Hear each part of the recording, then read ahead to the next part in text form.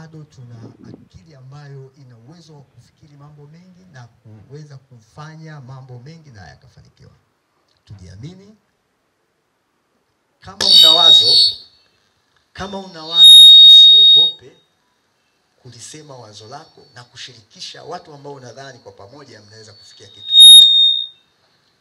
Nikitoka hapa kwa mfano, tunakwenda kuwa na kikao, mimi mtu wa ICT na biomedical engineer. Tuko kwenye hatua za mwisho za kutaka kuanza kufanya pilot ya ugunduzi ambao tunakuja nao katika kupambana na vifo vya kina mama kwa sababu ya tatizo la kutoka damu. Na hii ilikuja baada ya kuona akina mama wengi wanapoteza maisha, na swala la kutoka damu nyingi baada ya kujifungua linaongoza katika kupoteza maisha ya kina mama. Na tukakuta wengi wanapata complications usiku wa manane, na hasa wakitoka kufanyiwa kwa mfano upasuaji. Unakuta yuko kwenye zile dawa kama pethidine, kwa hiyo hawezi kujua kinachoendelea. Damu inakuwa inatoka nyingi mpaka waje wagundue na kuona yuko kwenye pool of blood, tayari ameshafika hatua mbaya. Kwa hiyo jitihada za kukimbizana bado zinakuwa hazitoi matokeo mazuri. Tukasema what if ile shout for help ikifanywa na teknolojia kwa kutengeneza godoro maalum litakalowezesha ile damu ikitoka. Tafiti nyingi zaidi ya 100 na kitu, lakini hizi ni tafiti ambazo tumeleta hapa kwa ajili ya maonyesho haya.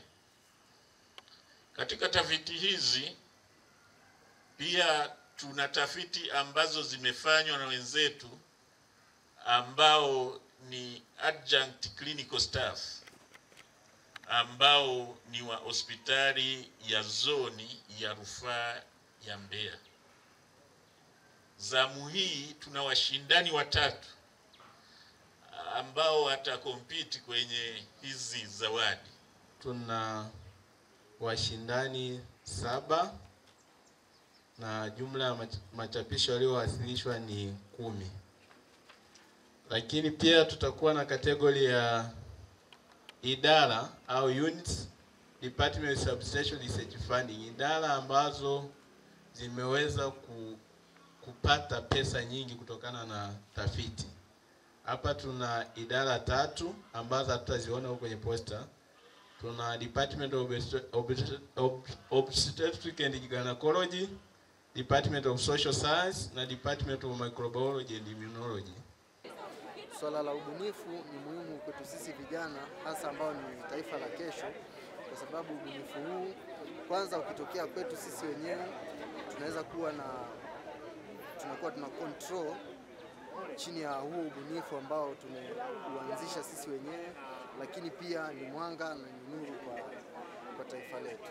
Mgeni rasmi ambaye ameweza kuweza kutueleza mambo kadhaa, ikiwemo kutia moyo sisi vijana ambao ndio taifa tegemeo la kesho, katika kuweza kutumia uelewa wetu na ubunifu wetu kuweza kufanya mambo ambayo yanahusu jamii kwa ufupi. Kupata wasaa kusikia mambo mbalimbali hasa katika ubunifu, na ubunifu huu kutumika kutatua matatizo mbalimbali katika jamii yetu. Ni jinsi gani sisi kama wanafunzi, hasa wanafunzi wa udaktari, tunaweza tukatumia ubunifu katika mambo mbalimbali kuweza kufikia au kutatua matatizo ambayo yanawapata wanajamii na yanawapata